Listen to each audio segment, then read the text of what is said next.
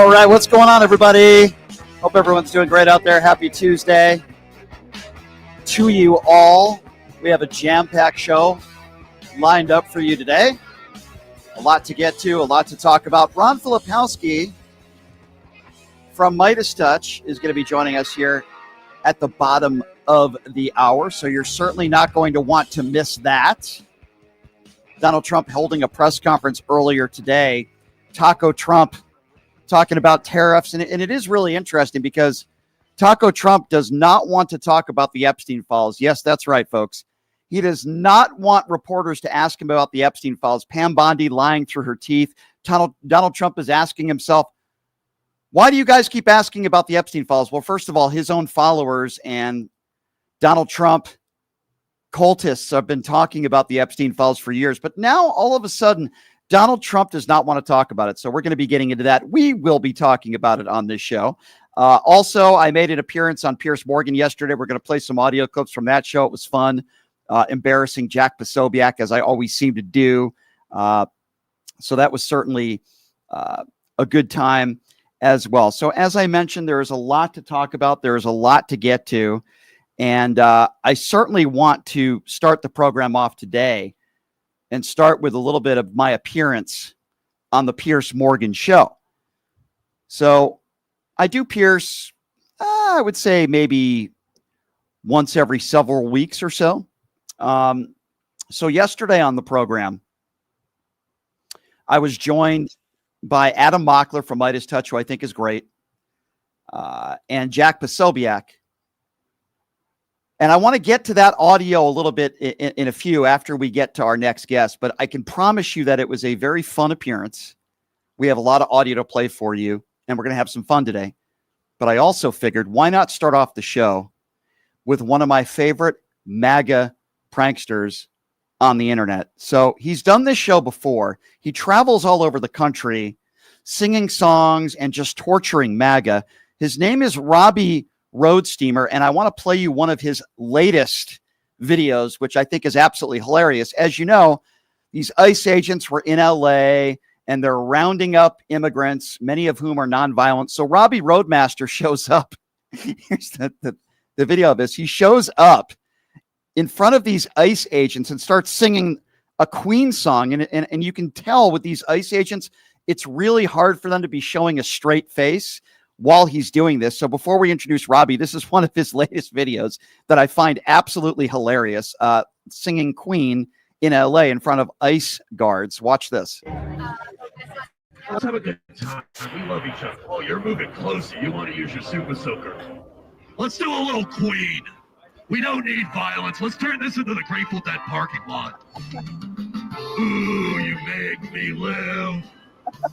Whenever this world is cruel to me, I got you. You're all I have. Ooh, you make me live now, honey. Ooh, you make me live. You're my best friend. When we play Warcraft, you know I'll never be lonely. You're my sunshine. And I want to just say, I'm glad we met on Grindr. It's not that gay. Oh, you're my best friend. Yeah, you are. I love you. Yeah, we met on Grindr. Oh my God, that is so funny. That gentleman right there, his name is Robbie Roadster, and he is nice enough to join us right now on the Pushing the Limits radio show. I'm a big fan of Robbie. Robbie, what's going on, my friend? It's good to see you. How are you? It's 92 degrees. I'm at a CVS in Watertown, Mass. I just argued over a $2 payback coupon, and I'm ready to rumble, dude. I just got these new sunglasses because that's why I went to the CVS, because I'm like, I'm going to do this interview. I forgot my sunglasses. So I got these orange pieces of shit pumpkin spice Satan sunglasses. You're looking a little bit like the Hulkster. I have to be honest. You're wearing the yellow. You got the yellow glasses. You got that Hulkster feel to you today, Roadmaster.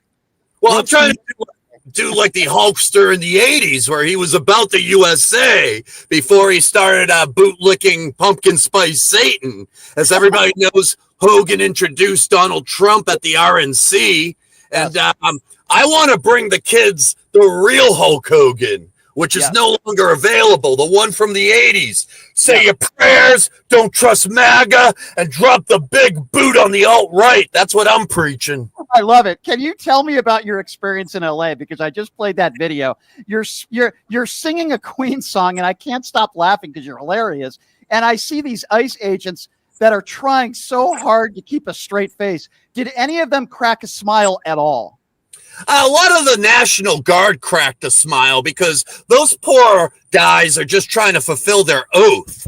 You know, they're just, but the ICE agents, those are the guys that are taking the dirty Trump dollars, and they can't laugh. They're robots. They're Tesla bots that cannot smile or react to the new Grateful Dead parking lot that I bring to these protests. I'm just trying to destroy the stereotype of Fox News and the stereotype of Trump that Hollywood, Los Angeles is on fire.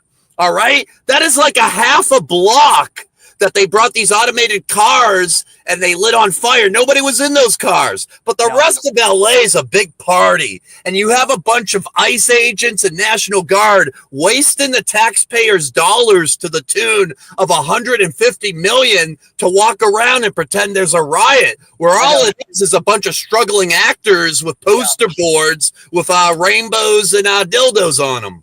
I also, one of the videos that I saw this month that you put out, it looks like you're on like a bridge overpass and you're singing a song to the tune of Trump is in the Epstein files. And you see this guy with like a MAGA hat who follows you to your car, who gets like right up in your grill. And it looks like he actually wanted to hit you. Tell me about that. Yeah, I mean, we have a lot of folks around here that take over bridges. It's like the guy's already won. And these people don't have any sports bar that they want to pay actual money to. So they take over a bridge, put up the Trump flags and stuff, and think that they can just have a party. And if you're going to, I'm coming to the party. So I go there, I pump in the village people. It's fun to fly on the YMC Epstein plane. It's fun to fly on the YMC Epstein plane. Hey. We can chase around young girls. We can put ketchup on our ear. We can even have a beer. Yeah. I love it. They get so angry. Like they don't even realize that you're there just trolling them to try to get a reaction. And they seem to call people like us, Robbie, you know, the snowflakes. You show up there like at times, right, in a Speedo, and you're dressed like hilarious. And they're so homophobic. They have no sense of humor. And they literally get up in your drill and they just want up in your grill and they just want to punch you. Yeah. And the fact of it is they're reacting off the dog whistles of MAGA and Fox News that are telling these poor people, hey, let's ignore the fact that we have a $7 minimum wage. Let's ignore the fact that Elon and corporate foundations can pay up to $287 million to an individual's campaign, that a lot of these politics are run by corporate dollars. They choose to ignore that we don't have national health care. They choose to ignore that we doubled ICE's budget. Why? Because they want to focus in on trans people and immigrants, right. A tiny wedge of what's wrong with America. And I talk to these MAGA folks all the time, and I'm like, hey, dude, isn't it a bummer that the national minimum wage is $7.25? Yeah, dude, but aren't you worried about men and women's sports? And I'm like, no. Exactly. Looking at a tiny pie wedge of America and deciding, hey, everything's going to hell because we got men and women's sports and those immigrants are coming into the country. Hey, newsflash, immigrants have always come into our country. Give us your poor, give us your weak, give us your tired, all right? Not every criminal that they're catching is a criminal. You know, that they're saying that ICE, oh, we got all these people down at Alligator Alcatraz. They're all criminals. And it's like 45%. The rest of them are migrant workers. The rest of them are already on our already skewered and dysfunctional path to citizenship in this country that has no path. It takes way too long. And why are we not fixing the path to citizenship in America if we're so worried about the migrants? because we're really not. We just want to tell some people that because your skin is white, you're better than him. Because you identify as a male, you're better than them. You know, that's what we're doing. We're weaponizing people to feel better about a minimum wage and a mortgage that they're never going to pay off by hating trans and immigrants. You're right. You're absolutely right, Robbie. And while you're an extremely funny guy, you're also a very intelligent guy and articulate talking about these issues. Are you surprised that there are so many people in this country, and I'm just going to say it, that are just so ignorant? They're just so stupid they vote against their own self-interest. Well, it's not as much as I think they're stupid. I just feel they're being manipulated. They have billion-dollar corporations like Fox News, like the New York Post, that are cramming it down the boomers' throats every day under the guise that they are an independent media outlet. And they're not. I mean, Fox has been sued on it, Fox News, and they have to admit that they have interests. And the fact of it is, these poor old people can't differentiate. They're boomers, a lot of them, that are on their way out, and they're bitter about the fact that they didn't get the American dream because they're in debt, because they're angry. And Fox News does the genius move of, hey, you know, you should blame the immigrants. They're the ones that are coming into this country and they're attacking and they're ravaging women. And that's what we need to focus in on. Not the fact that we have a $7.25 national minimum wage. Not the fact that Trump just gave a $1 trillion tax cut to billionaires that is funded by our cuts to Medicaid. They got these poor people wired over these things. And unfortunately, the DNC and the Democrats, they don't have anything to really combat it. They just fight these battles on trans and immigrants instead of focusing in on romanticizing our scene, which is what I'm doing. I'm going out there and I'm telling MAGA, we can live together in harmony. Let's tax the corporations. Let's get the minimum wage up to $20. Yeah, if you don't like men and women's sports, I'm sorry, brother. I'll talk to you about it. I'll hug you. But that isn't what is destroying the country right now. Oh, and neither are immigrants. You're right. I want to ask you, because you're all over the country, what is the first main reaction you get from these MAGA cultists when you're showing up in your getup? You're singing songs and you're wearing a thong at times. What is like the first normal, or I shouldn't say normal, but what would be the first reaction that you get from most MAGA people? Literally, the reaction is the Fox News dog whistles. They're either calling me a trans boy or LGBT, or they're saying that I'm a demon rat, a Democrat, and they're basically just using a lot of the catchphrases that Charlie Kirk and Fox News feeds to them instead of thinking with a rational mind. And then I go up to them and I'm like, hey, brother, wouldn't it be great if we had a $20 minimum wage? Can we agree on that? Do we have to focus everything in on men wrestling women in sports or the trans or the immigrants? Can we just focus in on maybe possibly the fact that we aren't taxing corporations the way we should have pre-Ronald Reagan era and making some money that we can? What is wrong with government programs? Half the Republicans are on government programs and they're cutting them off because Fox News is telling them, hey, let's own the libs. But the fact of it is, what is wrong if you're struggling to have food stamps, to have adequate food for your child at school, to have a Medicare plan or a national health care plan like 90% of the rest of the world, where you're not going to lose your house if you get appendicitis? Right. Like, no, that's a good point. Together. Yeah, as a working class over the real problems instead of focusing in on women have to protect their sports because men are pretending they're women, and that's what's killing the country. It really is insane. You know, I kind of see what you do in a way. I correlate it to what Sacha Baron Cohen does, that you guys are both very funny and talented, but you expose how ridiculous people are, and you do it by, you know, making jokes and having fun with them and seeing how sensitive they are. I believe the real snowflakes are the people that don't like you. That's what I think.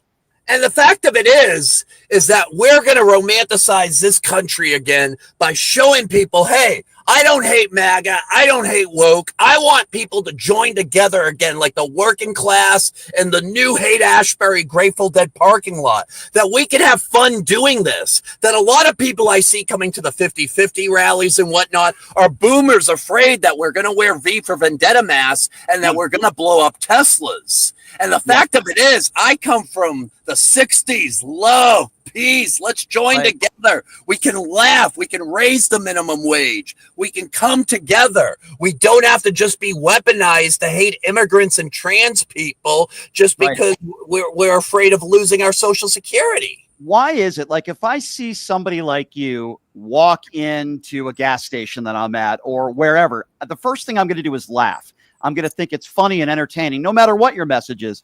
Why is it you think that the people, that the crowds that you're going into, that they're homophobic, they're angry? Why do you think that is? Why is their first reaction not a smile? Why is it hate? Because they're being weaponized by Fox News and the New York Post and politicians to hate anything besides what their cult involves. And the fact of it is, they're losing out on living in this country. They're losing out on knowing so many more people because they're being told, hey, you got to hate this guy because of the color of his skin. But they don't say that anymore. They just say DEI. And they don't say, hey, you have to hate brown people from Mexico. They just say the immigrants. And all of a sudden, when you think of immigrants, thanks to Trump, you're thinking of murderers or whatnot. And what they're doing is they're isolating these people under these horrid politics and these values, just so it's pretty much a cult that the only way they're going to stay safe is if they give all their trust to Pumpkin Spice Satan and the rest of the not ready for prime time oligarchy family, oligarchan. When you're here, you're family. When you're here, you're a cult, oligarchan. So for people that are unaware, Robbie has pranked Hulk Hogan, Marjorie Taylor Greene. He's been all over the country. So can you give us any insight on any ideas, without giving too much away, of what you have down the road in the future for possible pranks? Oh my God, of course I can. This weekend, we're hitting Charlie Kirk at the Turning Point in Tampa. And it's a couple of us from the Unf America tour and stuff that is going down there, and we are going to romanticize the scene. I'm going to go down there, maybe dressed as an alligator and teaching kids about the new alligator Alcatraz and stuff while singing hit songs from Tom Petty. And we're going to do it. I'm going to be Gary the Guantanamo Gator, and we're going to have a great time down there teaching these kids. And what we're going to do is we're not trying to win everybody in a debate. We're not trying to beat everybody in an arm wrestling contest or a debate. What we're doing is we're going to romanticize the scene. I'm going down there with Mercedes from Camp Call Out, and they're going to be giving out sandwiches to the people at Turning Point. I know that down at Turning Point, there's a bunch of young men and women unsure about their bodies that need to learn from a real man like me how to have a good time, how to party, how not to eat the train. Gary the Guantanamo Gator, that's what you're going to be dressed up as? Yep. You heard it here first. That's what I'm rolling as. Oh, my God, that's great. What song would you sing to Charlie Kirk, Robbie, if you had the opportunity as Gary the Guantanamo Gator? What do you think? How would you like to serenade Charlie Kirk, and what would you like to say to him if you get the opportunity at this Turning Point event, which you might this weekend? I have to go with Tom Petty, Mr. Florida himself and stuff. And so, I would probably go up to Charlie Kirk and be like, well, she was a fat MAGA girl living in a fat MAGA world. And after all, she blamed the trans for her problems. Oh, yeah. All right. Blame the immigrants, baby. Make it last all night. Make it last all night. She was a thick MAGA girl. Something like that. I don't know. I absolutely love that, and I can't wait to see it. Where did you say it's going to be again this weekend? Tampa, July 12th, Turning Point. I think they're having it at a college down there. Just look up where Turning Point is this weekend and stuff. Okay. I'm going with the Unf America tour, which is run by Z Cohen, former campaign manager for Bernie Sanders or whatnot. And we're going to have a daring cast of characters going down and giving their 5 cents, dressing up as alligators. And let's have some fun. We don't need to be at each other's throats, Turning Point, MAGA, woke, anybody. I'm going to bring it back to the 60s. Love, peace. You can grab the gator outfit. You can explore it. We can have a great time together. Let's legalize weed this weekend in Florida. That's what I'm going to be talking about. So we can bond better. You're going to be in like an entire gator getup then. Is that fair to say? 90 degrees. That's how I roll. I heard that's how Bruce Lee died, but I don't care. I'm going down there and I'm going to make the myths. With a guitar. You're going to be with your guitar as well. You know what? We evolved, and I have a 60-watt PA loaded with karaoke songs and a Bluetooth microphone, and it's much clearer than trying to scream with an unamped guitar. I like it. I hope you are able to get close to Charlie Kirk and serenade him. I really do. Robbie, I absolutely love what you do. Before we let you go, and thanks for coming on, give out that information, how people can follow you on all the socials, because you are absolutely hilarious. And this is a time where we need to be able to laugh a little bit at the craziness that's going on in the world. And you do such a good job at that. So how can people follow you and follow your material and what you're doing? Road Steamer, one word, the road you drive on, carpet steamer, Road Steamer. Just put that up on TikTok, Instagram, Facebook, anywhere. Robbie Road Steamer. I have a lot of beautiful videos of getting thrown out of Steve Bannon press conferences for asking them when we're going to storm the Burger King. There's a lot of videos. I'm turning them out like ticker tape and stuff. And yeah, if you want to see me, come down the Turning Point this weekend and look for the alligator, Gary, the Guantanamo Gator. I love it. Robbie, you are the best. I love you, brother. We'll have you on again soon. Good luck out there this weekend. Say hello to all the MAGA morons for me, okay? Love you. Let's make the myths. Have a wonderful weekend. God bless. You too, Robbie. Thanks for joining us, my man. That guy is absolutely and positively hilarious and crazy, and I love him. His name is Robbie Roadster. He is a MAGA prankster. He's got a set of balls. Let me tell you, ladies and gentlemen, he goes out there and he sings in front of ICE agents. He sings in front of MAGA supporters. He has all these different songs lined up ready to go. And he just told me that, and this is news to me, by the way, this weekend, he's going to be out there in Tampa, Florida at this Charlie Kirk Turning Point USA event. And he's going to be dressed up as an alligator. What did he say his name was? I forgot. Gary, the Guantanamo Bay Gator, right? The Guantanamo Gator. So he's going to be dressed as a gator, obviously making fun of the fact that they're doing this, alligator Alcatraz. So he's going to be dressed up as a gator, singing songs and torturing MAGA people out there. Absolutely hilarious. Gary the Gator, also known as Robbie Roadster. He's going to be up there in Florida. I cannot wait to see his latest video. It's just his videos on YouTube are so funny. And if you want a good laugh, trust me, ladies and gentlemen, check out his work because he's great. And look forward to having Robbie, the legend, Robbie Roadster, back on again soon. All right, so we're going to set the scene here. Here's what we're going to do. We had a little bit of fun. Now we got to get down to some serious business. We're going to take a break first. We're not going to take a break, my producer says, but here's what we're going to do. We are going to be speaking with Ron Philipowski next. So Ron Philipowski from Midas Touch is going to be joining us next. Donald Trump held a press conference earlier today. And in that press conference, he was asked about the Epstein files. Now, for whatever reason, and I think most of us know the reason, Donald Trump deflected, doesn't want to talk about Epstein. Donald Trump doesn't want to talk about the missing minute that was in that Epstein video where he allegedly took his own life. Donald Trump lashed out at the media, says, why are we talking about Epstein now? We should be talking about Texas. It's funny. He doesn't want to talk about Texas. Only when someone asks about the Epstein files does Donald Trump try to deflect. And the interesting part about this story is that the people that have been talking about the Epstein files and this alleged list are Donald Trump supporters. Dan Bongino, Kash Patel. These are the people that have been talking about the Epstein files for years. And now, all of a sudden, we are led to believe that this Epstein list doesn't exist when Pam Bondi said on national television that the list was on her desk. And now we're supposed to be led to believe that there is no list, and we're supposed to be led to believe that Epstein took his own life. I find that to be very interesting. Why is Donald Trump so defensive? Well, I'll tell you why. And by the way, I spoke about this on Piers Morgan yesterday, and we're going to play some of those audio clips for you. I was debating that ass clown, Jack Posobiec. So we are going to play that audio for you here in just a little bit. But I do find it very interesting that now all of a sudden Donald Trump is getting very defensive when it comes to Jeffrey Epstein. Why is that? And I'm going to ask you all another question now, and I want you all to think about this a little bit. So, as you know, Donald Trump likes to file a lot of lawsuits, and he uses our justice system and our courts if he's offended. Example. Remember when Bill Maher said that Donald Trump was the son of an orangutan?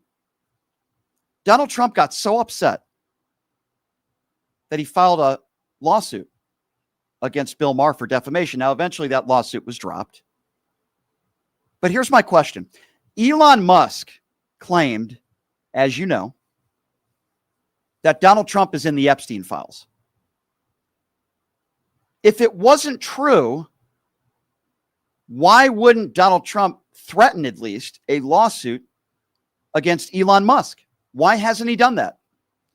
Today, Elon Musk said that Steve Bannon is also in the Epstein files. Now, I don't know if that's true or not, but let's just say, hypothetically speaking, for a moment, Elon Musk is lying. Let's just say, hypothetically speaking, for a moment, that Elon Musk is not telling the truth. Now, if that was the case, and if he's not telling the truth, then why wouldn't Donald Trump threaten a lawsuit? I think that's a very fair question that I think we should be asking ourselves right now. And I'm going to tell you what I think. I've been very, very clear on my opinions on this thing from the get-go. My opinions, very, very clear. I absolutely, positively, 100% believe that Donald Trump is in the Epstein files. I absolutely, positively, 100% believe that Donald Trump is on this list. I actually believe that Pam Bondi at one point was probably telling the truth. I actually believe at one point that Pam Bondi was telling the truth when she said that the list was on her desk. Why else wouldn't Donald Trump want to release the files? He's been saying for a while, release the JFK files, or we're going to release this, we're going to release that. We heard Kash Patel and Dan Bongino for years talking about Epstein and how they don't believe that he took his own life, and that there's a list that's going to be put out there. You had Pam Bondi at Haba, who was bragging about this list that was going to be exposing all these liberals and all these Democrats. So my question to all of you is, what happened to it? What happened to the list? It magically just disappeared? What happened? What happened to the Epstein list? Why haven't they released the Epstein files? And the only logical explanation that I can come up with is that they're hiding something. What are they hiding? Well, I would venture to guess they're hiding the fact that Donald Trump is all over the files. They're hiding the fact that Donald Trump is all over the Epstein list. Why else would they not release it? Really, give me a reason. Give me a reason. Why else would they not release it? I mean, I think it's pretty fair to say, from a man who at one time was best friends with Jeffrey Epstein, Jeffrey Epstein is caught on audio saying that Donald Trump was his best friend. So I think it's fair to make that assessment, and the BS detector going off when Pam Bondi was speaking today. So anyway, to talk to us about this and so much more, always love having him on. I love the guys at Midas Touch, and always been one of my favorite follows. Of course, I'm talking about the awesome Ron Philipowski joining us right now on the show. Ron, it is good to see you, my friend, as always. I know you've been a very busy man. How's it going, my friend? I'm just trying to decompress after Trump's cabinet meeting today. I want to talk to you about that, Ron. I know there's so much. There's so much to talk about in there, Ron, and I'm so glad you're on to break it down with us. I guess let's start with the Epstein stuff. So as you know, a reporter asks him and Pam Bondi about Epstein. And before Pam Bondi even says a word, Trump immediately interrupts her and gets very defensive and says, why you guys keep asking about Epstein when his own supporters have been talking about it for years? What did you make of that moment? Really, really strange the way he handled that. The reporter asked legitimate questions based on what's been in the news. This is the only subject MAGA has been talking about for like the last 48 hours. It's like their number one topic. So of course, it's a very fair question. And the question was asked of Bondi, and she starts answering it, and Trump immediately jumps in and interrupts and gets very defensive. And then, bizarrely says that I can't believe you would ask about Epstein after what happened in Texas. I mean, right. Trump is rambling on about every other subject in the world. He's talking about gold, how he's not sure if he should paint the moldings in the ceiling with right. gold leaf or gold paint. He's rambling about windmills. But then this question gets asked about Epstein, and suddenly it's he called the question a desecration right. of what happened in Texas, as if just so bizarre. And then so he rambles on, and then she finally is kind of allowed to answer, and just serves up like a word salad that made no sense. Like I listened to a couple times. Ron, she's talking about that missing minute, right? And I went back and I listened to the clip that you're talking about, and you're right. It's like a complete word salad. She's not making any sense. Where is the missing minute? And what her answer was just really bizarre and confusing. It didn't make any sense at all. The thing is, Pam Bondi could never do a press conference ever, because she couldn't handle getting serious questions. So the only thing she ever does is Fox interviews. And the last 2-3 days have been like the first 2-3 days in a row where she hasn't been on Fox, because, and believe me, they're dying to get her on. Jesse Waters, this is all he talked about last night. So Trump is very well aware, since this is now being talked about on Fox, that this is a serious issue, because he watches it every night. So, the fact that they can't even get her on shows you that she really, really doesn't want to talk about this. But, she can't hide from it forever. No, she can't. I want to ask you, there's so many moments to talk about in this press conference, but the moment where Donald Trump is asked a question from a reporter, he doesn't know how to answer it. He whispers to Pete Hegsth, hey, do you know anything about this? And then Pete Hegsth, well, let's refer to him to talk about. Can you talk to me a little bit about that moment where you see the ignorance of Donald Trump, where he has no idea how to answer this question, and he tries to refer to Pete Hegsth? It was something about Russia, wasn't it? Yes. I'm trying to remember what weaponry, something about the chemical weapons. Yeah. There's been reports that Russians are starting to use chemical weapons, which right. of course would be a violation of international law and norms and everything else. Right. And would be a major escalation of this war. I've seen this in the news several times, multiple outlets, certainly something that Trump would know about from intelligence briefings. But as we know, whereas other presidents got 4 or 5 intelligence briefings a week, Trump is down to like 2, and they're abbreviated I'm sorry. 1 every 2 weeks was the latest report, not 2 a week, 1 every 2 weeks. And, even those are abbreviated because he has no attention span. He can't sit through them, even though they're only about an hour or so. So, in theory, he would know about this if he had a briefing recently, but obviously he hasn't. So he gets asked and he has no idea. So he goes to like Hegseth, what's the answer on this? And, it didn't seem like he knew either. The other striking moment was when he was asked about the Patriot defense systems being halted, right, because this is a very serious matter, because there was 30 Patriot defense systems that were sent to Poland that were paid for and approved by Congress that were supposed to be delivered to Ukraine weeks ago. And what we know from the reporting is that Undersecretary of Defense Elbridge Gary, who I think that's his last name, Gary Elbridge Gary, is halted those shipments. And many people are speculating that he is compromised by Russia, or that they're Russia friendly. He's done a number of shows with Tucker Carlson. He's always been very anti-Ukraine since the beginning of the war. So it was him, and it was likely done with Hegsth's approval. But again, they asked Trump, the administration has refused to answer that question. So they go to Trump. Well, who was the person who ordered the Patriot batteries to be blocked? And he wouldn't say. They just refused to answer the question. And by the way, Trump made this big announcement. Oh, we're going to help you. I reversed that.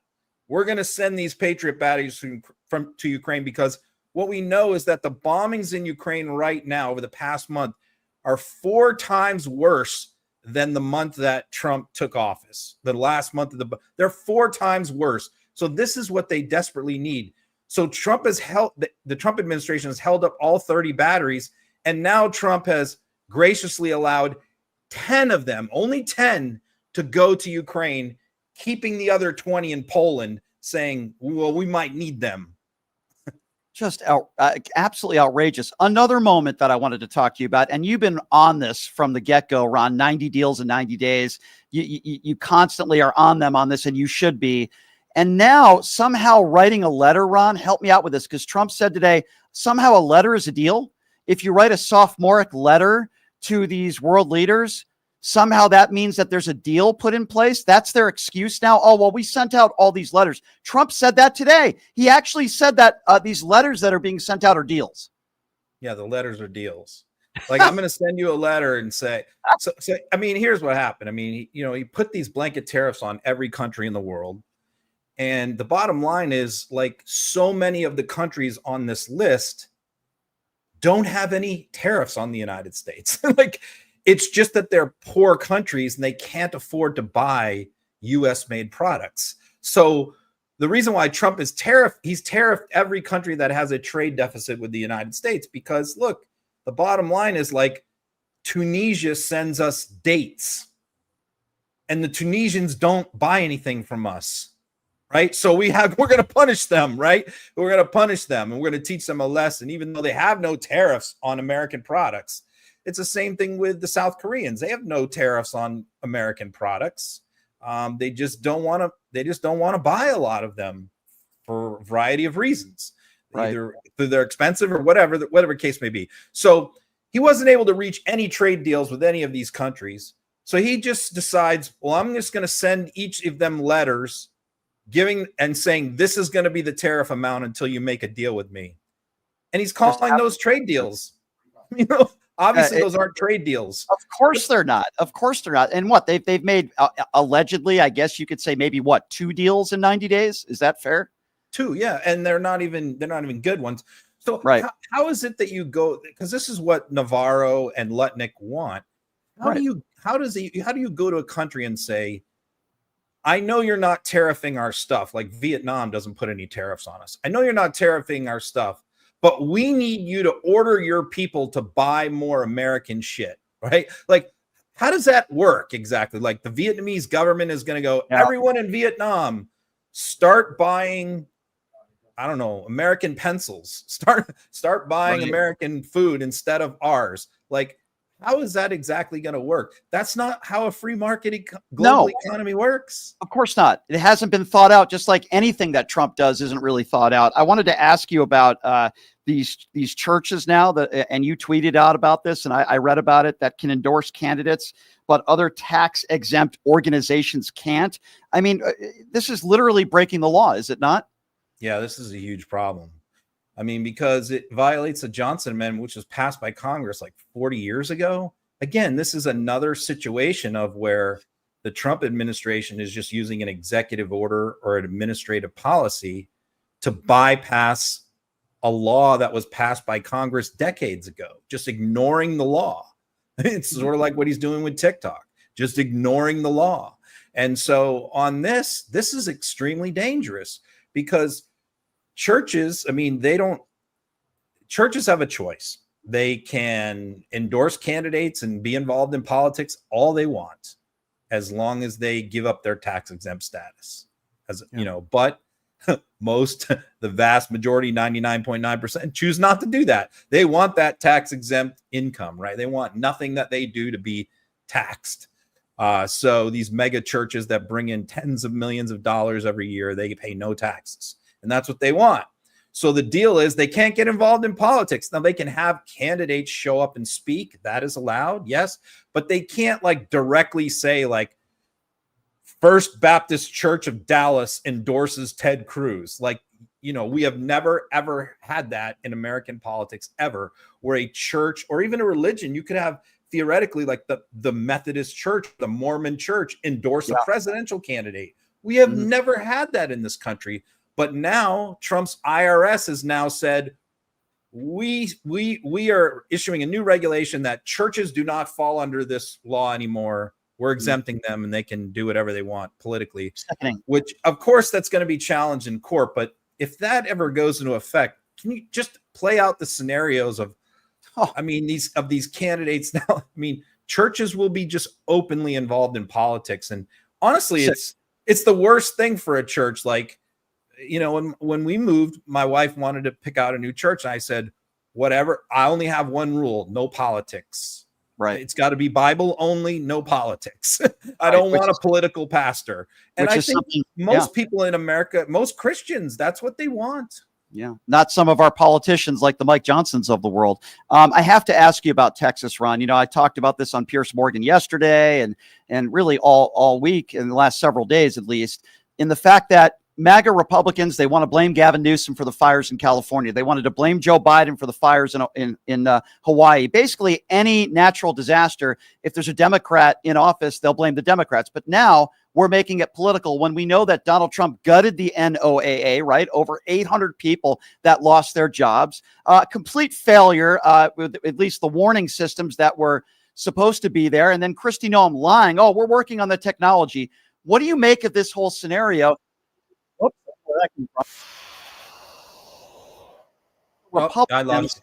There you go. Okay, sorry about that. What do you make of MAGA Republicans that are telling us not to make it political? What do you make in this whole situation? It's unbelievable because I cover MAGA and I cover the Republican Party and have done so for a long time. And so I watched during the entire 4 years of Biden, literally every single natural disaster, mass shooting, war, anything bad that happened anywhere on the planet, bird flu, no matter what it was, they immediately, within minutes, had their whole influencer brigade, which many of whom now work in the Biden administration as communications directors and stuff, cranking out propaganda, blaming Biden for it.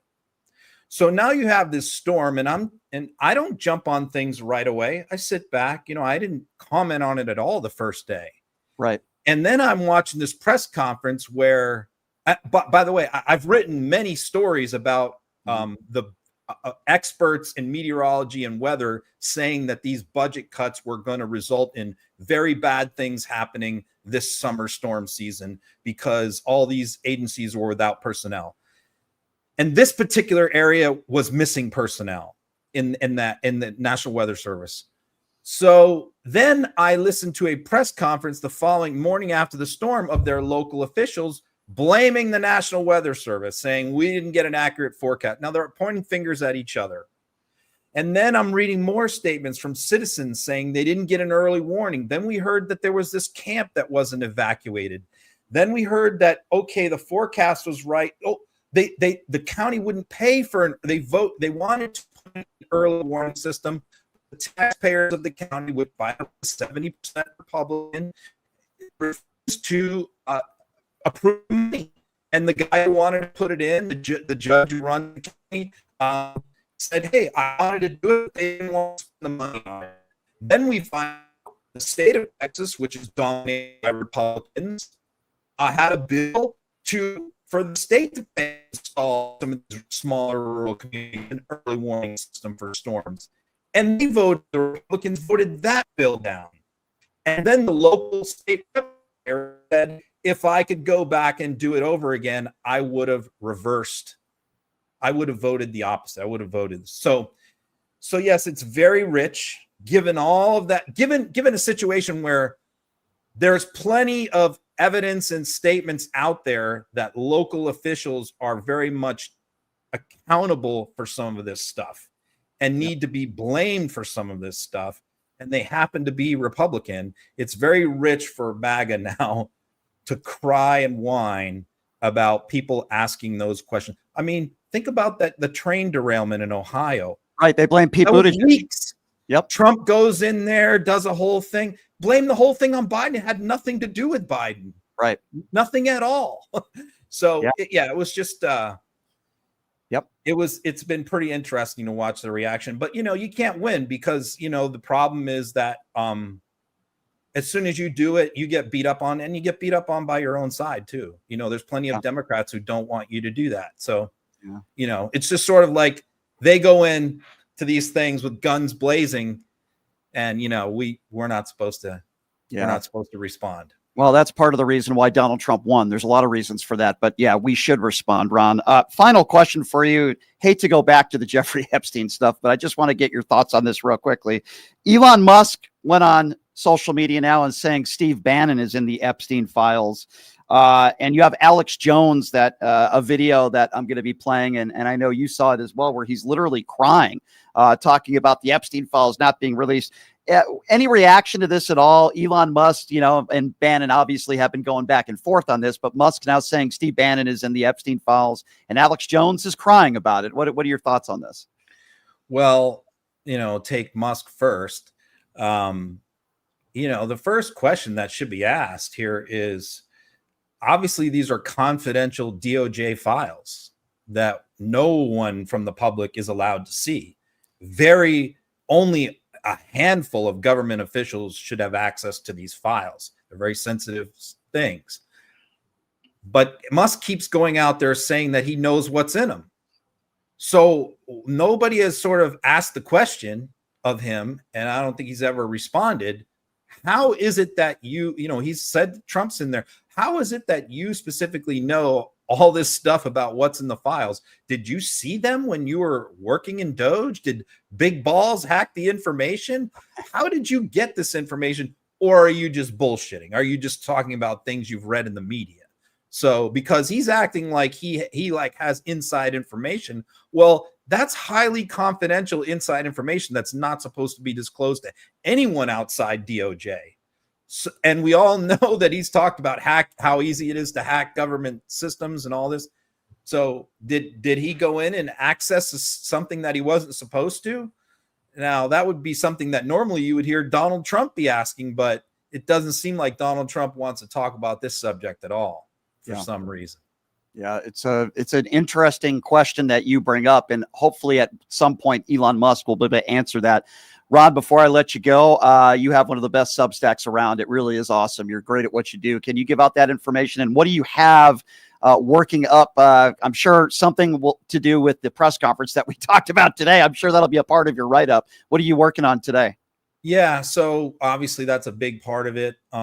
Also talking a lot about Musk's third party and how he's going to get it off the ground, like some of the technical things involved, consultant-wise, to actually make it happen, and who he's most likely to draw votes from, Republicans or Democrats. So that's in there too. Also, the first reports are coming out of that Alligator Alcatraz from inmates. Who the first batch went in there on Friday. And so now it's been 3-4 days, and first reports are coming out about the conditions in there, which have apparently just been horrific. And so obviously that's something that Republicans, MAGA, doesn't care about. They think the worse it is, the better, because it sends a message. But some of these people have green cards and everything. So anyway, just some of the reports about that, about the food, the water, no showers, confiscating Bibles, things like that. I'm including some of those reports in there as well. Why am I not surprised? Can't wait to read it. Ron, you're one of the best in the business. Always appreciate the time, my friend. And we'll catch up with you next week, and keep up the great work, my friend. Appreciate the time as always. All right. Stop Thanks. giving Piers Morgan a hard time too, by the way. Jack Posobiec, I give him more of a hard time. But by the way, Adam Mockler was great, by the way. I loved being on that panel. Adam is fantastic. And when Jack tried to, go after him with just stupid, childish insults, I wasn't having that. I got Adam's back. He's the best. Adam is our guy who interviews members of Congress at the Capitol. And, he's got that boyish charm, that he looks so hard. I think a lot of members of Congress go, oh, Adam, look like this sweet boy, he's not going to ask me anything tough. And then he takes their head off with tough questions. So he's our secret weapon. Just one more quick question about this. Maybe I need some advice from you on this, because Adam called me after doing Pierce and he's like, Brian, thanks for having my back. Do you think I should be more? Have his back? Yeah, you did. I'll always have his back, but like, if you're a decent person, I'm going to have you. And Jack Posobiec is just a disgusting person. But he said, Brian, should I be a little bit more aggressive like you? And I said, Adam, at your age, you have 500,000 subscribers on YouTube. You are extremely successful. Just be you, man. Be you. And if somebody doesn't want you on their show because you're being you, then tell him to screw off. That's what I said. Listen, I have a different personality. He's a nicer guy than I am. I'm more aggressive, but I just told Adam, be yourself, man. It's working. Just be you. His style is a lot like Manu Raju from CNN. Yes. Where people like talking to him. They see him as like a harmless person who's polite and nice, but they both ask like really good questions and get really good answers. Yeah, you don't get one. You don't have to be a jerk. Yeah, and by the way, like I was wrong. Yeah, exactly. I have to be a jerk. I'm not as smart as Adam, but no, Adam's great. And by the way, he has 1.4 million subs. I said 500,000. I was short by like 900,000. You're almost back to 1 million on Twitter, by the way, Ron. I noticed that on X. I know. I lost 60,000 the week after the election to Blue Sky. Yeah, I saw that. It's taken a while to get him back, but eventually you'll get him back. Ron, I appreciate it, man. Thanks for the time again, and we'll talk to you soon. Thanks, Ron. There you go. Ron Philipowski, everybody. One of the best in the business. I keep saying that every single time he comes on because I truly mean it. Ron's the best. He's so smart. He's so good at what he does. I love reading his Substack. He really is incredible. So speaking of Piers Morgan, here's what we are going to do. Okay. We are now going to play some clips for you from the Piers Morgan show. As I mentioned, I appeared with Adam Mockler yesterday and Jack Posobiec, who is the guy. If you don't know who Jack Posobiec is, so Jack is the guy who started the whole Pizzagate conspiracy theory nonsense. He's also a guy who was caught on Bumble, the dating app, while being married, calls himself a good, wholesome Christian, and he wears the Donald Trump knee pads 24/7. So Jack was trying to make the argument in this clip that MAGA is for America and we will fight for America. And it got very heated.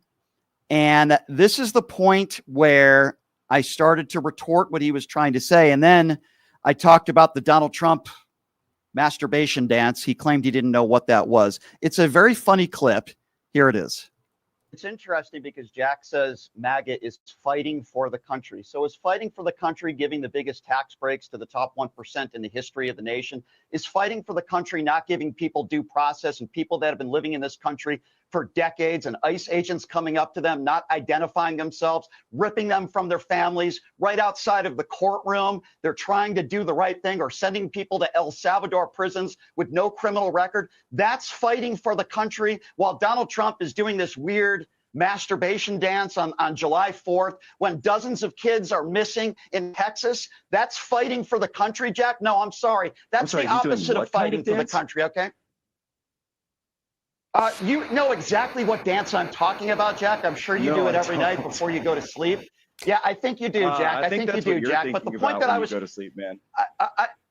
Okay, well, the point that I was trying to make, Jack, is you said that MAGA Republicans are fighting for the country, deporting people and ripping up parts of the Constitution. Part of my country, and in short work, they won't be because those aren't Americans; those are illegals. So they don't deserve due process. What does it say in the Constitution? It says every single person, not citizen, not non-citizen. The Constitution says subject every to the jurisdiction. Okay, you're says subject to the jurisdiction. Okay, so you think that illegal aliens are not so someone should be deported to it? So you're okay with people being? You don't have any. So you're okay with someone being Yeah, no, it's not a talking point. It's called reality, Jack. You don't live in reality. You live in MAGA world, and you take the Ben Shapiro in my talking reality, points. they're all going home. No, you don't. No, you don't. No, you don't. Yeah. Oh, they're all going home. Yeah, no, he doesn't. I find it also interesting that Jack didn't know the masturbation dance. I made it a point to explain to him that this is the dance he does before he goes to sleep every single night, and he plays stupid. And then we start talking about due process, and they want to change the wording in the Constitution. It's absolutely and positively ridiculous. But I always have fun mocking Jack. He's just an absolute MAGA imbecile. And I also love the fact that Piers Morgan lets me do it, and he kind of stays out of it, and he knows what's going to happen next. All right, so this was the point where I felt like I needed to step in. Not that Adam Mockler needs my help. He's a very intelligent young man. He's very good at what he does. But Jack was trying to defend Donald Trump, and Trump can't be in the Epstein files. And Adam Mockler decided to spew out some facts because Adam is a very intelligent guy. He knows what he's talking about. And because Jack Posobiec couldn't respond and he couldn't actually debate and argue the facts that Adam Mockler was presenting, Jack decides to go with the personal insults and somehow attacks Mockler for not having a beard. I don't know. It was a really weird insult. And that's when I stepped in because I wasn't having it. So have a listen to this fiery exchange. Sexual abuse, saying that there was, I don't like, what are you trying to say here? Yeah. You gotta wipe your face. Can you just wipe that little thing off your face there a little bit? You got a little, right, hold on a mud on your face. Okay. You have no points. Hold on a second. No can points, Can I add something? You got First of all, I hear the MAGA bullshit detector going off every single time Jack opens his mouth. First of all, people like Jack were the people who called Joe Biden a pedophile for sniffing hair, but yet we have Jeffrey Epstein on tape calling Donald Trump his best friend. They were hanging out together constantly. I've spoken to Jeffrey Epstein's brother do you want me many to go times. Through the list they were of all very the close. Democrats I'm not done yet, Jack. Piers, like Jack, we can go through all this again, but Piers, I know you've done Jack, this I'm not done yet. I didn't interrupt you. Jack, a real reporter on this. These guys just want to play politics. I'm trying to be serious here.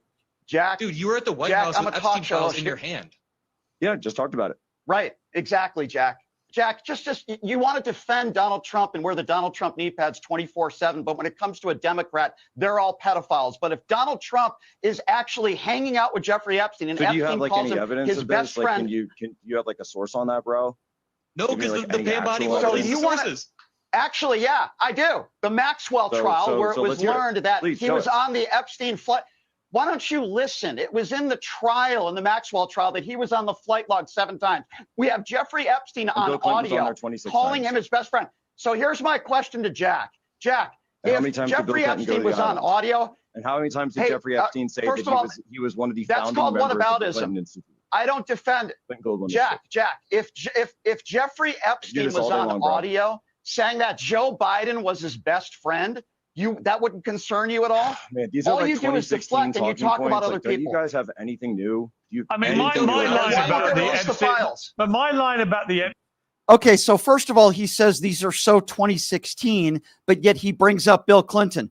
By the way, for the record, I've never defended Bill Clinton when it came to this stuff. But you notice the whataboutism. See, I believe Bill Clinton could be a part of this. Defended Bill Clinton. Bill Clinton probably did some really bad things to women, maybe underage women, but that doesn't change my opinion about Donald Trump. But do you notice how Jack deflects? Then he says these are 2016 talking points, but yet he has no problem bringing up a president from over 20 years ago. Do you see the whataboutism? So actually more than 20 years ago. Do you see the whataboutism? No answers. All he does is try to defend. And yes, it was the Jack Posobiec MAGA BS detector that I found there. So this is the one question that MAGA supporters out there refuse to answer when they defend Donald Trump when it comes to Jeffrey Epstein. And they say, no, he can't be in these Epstein files. He can't be on the list. This is a question that I posed on the show on Piers Morgan yesterday that Jack Posobiec refused to answer when it comes to Jeffrey Epstein. Have a listen to this. We're spoken of, and it's indefensible. It's indefensible that the answers aren't there when so much was promised. Brian Shapiro, I mean, look, it's perfectly possible. Indeed, it looks increasingly likely that Epstein did indeed just commit suicide. What is not perfectly possible, to my cynical eye about this, is that he was the only person other than Ghislaine Maxwell, who's been imprisoned, who was ever up to criminal activity on his island and other places. It just stretches credulity.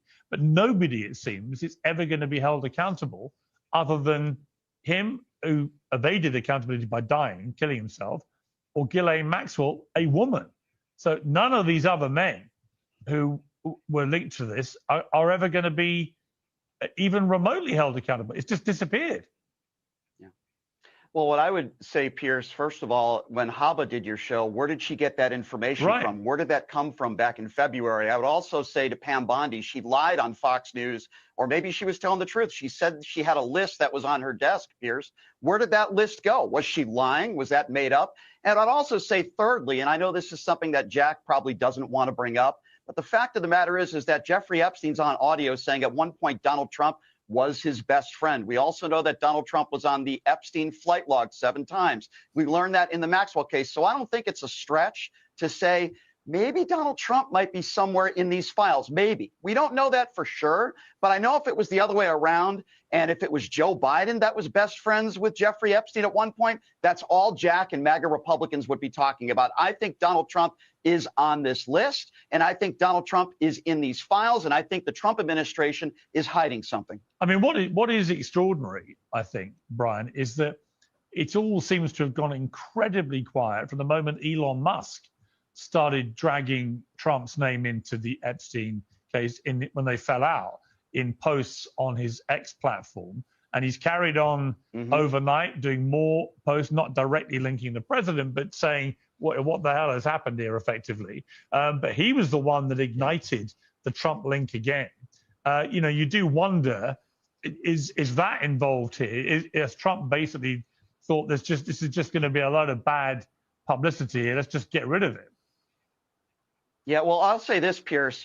Anytime somebody says something about Donald Trump that might not be true, Trump always threatens a lawsuit. Why is it that Donald Trump didn't threaten to sue Elon Musk when Elon Musk said that Trump was all over the Epstein files? I find that to be very, very interesting. Bill Maher could call Donald Trump the son of an orangutan, and then Trump will file a lawsuit about that. Why wouldn't he file a lawsuit against Elon? Maybe Elon is telling the truth, and maybe Elon knows some things that the general public does not know. There you go. So that is the question. That is the question that Jack Posobiec won't answer. That is the question that MAGA Republicans won't answer that defend Donald Trump. If, in fact, Elon Musk is lying, which, by the way, I don't believe he is, but if he was, why wouldn't Donald Trump threaten a lawsuit against the richest man in the world? It'd be an open and shut case, right? If Donald Trump isn't part of the Epstein files, defamation lawsuit, you could sue Elon for hundreds of billions of dollars and you would probably win. But yet, if you call him the son of an orangutan, you get the lawsuit. You see where I'm going with that? Jack had that stupid look on his face and no response at all. And I kind of reeled Pierce into that as well. And I think he started to agree with me a little bit. But I am going to end on this note. Because I'll be honest with you, I don't always agree with Pierce on a lot of different issues, but I do think on a lot of social issues, not all of them, but on a lot of social issues, me and Pierce agree. We agree on gun control. We agree on abortion. Pierce leans to the left on social issues. Yeah, you could say he's friends with Donald Trump. I actually don't think he's as close to Donald Trump as some people believe. I think he talks to Donald Trump now and again, and I think it helps his show and it helps his stature maybe, but I would like to think, and some of you might disagree with me on this, that Pierce Morgan leans more to the left on a lot of issues than a lot of you would think. But here is another issue where me and Pierce actually do agree on. Now, I'm pro-Israel. What do I mean by that? Well, I do believe Israel deserves to exist. I do believe Israel has the right to defend themselves.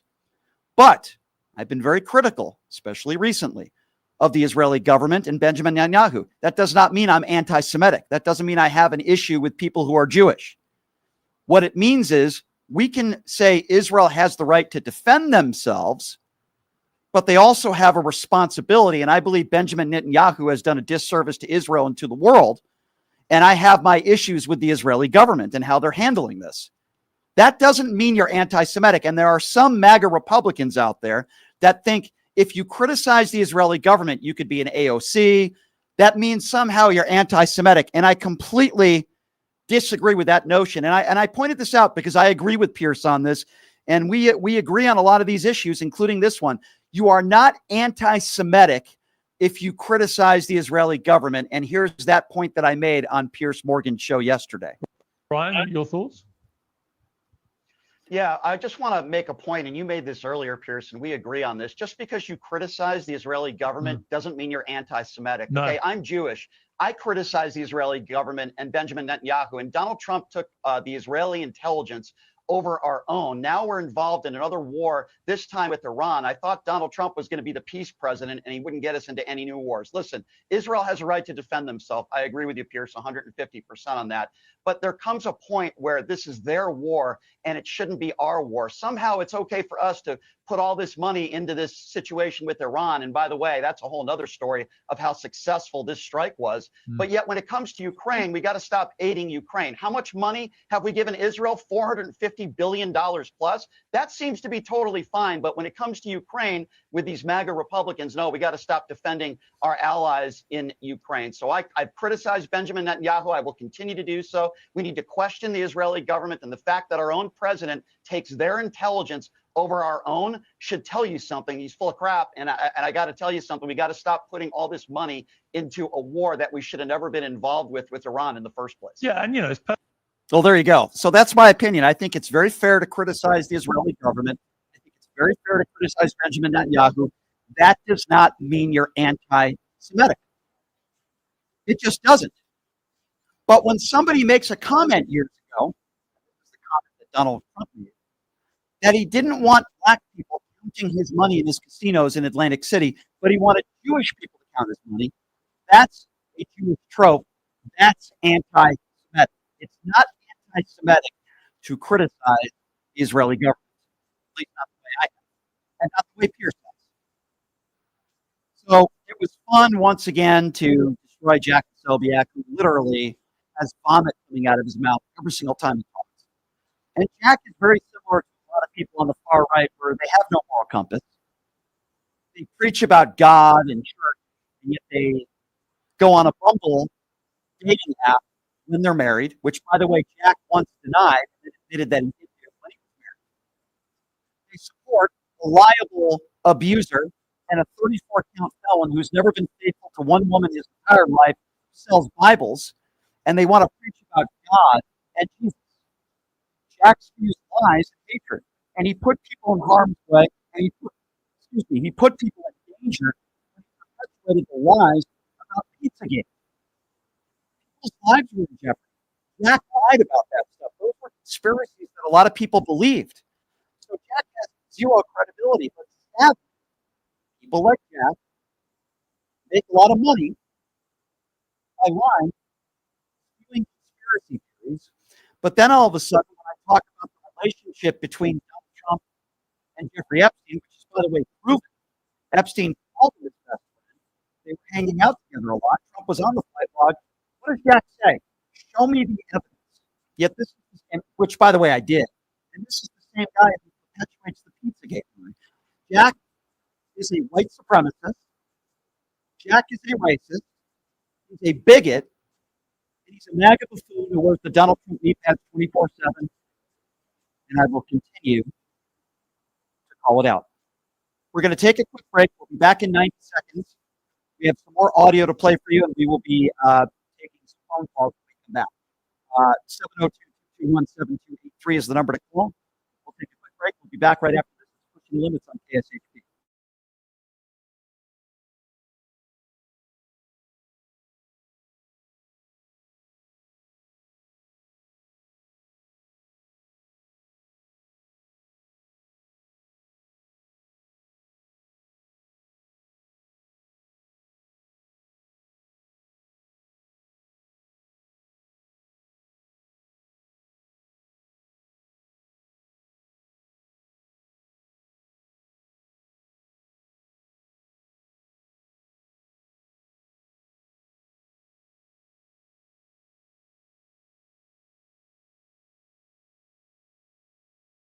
Thought there's so many groups like I